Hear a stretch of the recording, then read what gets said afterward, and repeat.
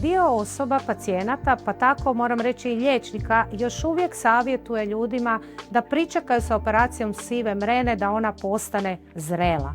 To je potpuno krivo. Danas znamo da operaciju mrene treba učiniti što ranije pri njenom nastanku, to je čim počne smetati svakodnevnim životnim aktivnostima određene osobe. Zašto? Zato što čekanjem da mrena sazrije i da bude zrela, ta mrena postaje izrazito tvrda, teška za operacijski ukloniti kod pacijenta i dapače kod tvrde mrene operacije, tvrde mrene samom operacijom možemo ugroziti neke druge dijelove oka i oštetiti samo oko.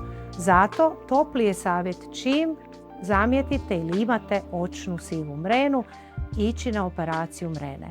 Operacija uopće nije strašna, traje 10 minuta, radi se ambulantno, pacijent dođe, obavi operaciju i ide kući i operacija je potpuno bezbolna. Ako razmišljate o operaciji mrene i želite se naručiti na pregled, posjetite našu web stranicu ili nas kontaktirajte na telefon 01 46 78 444.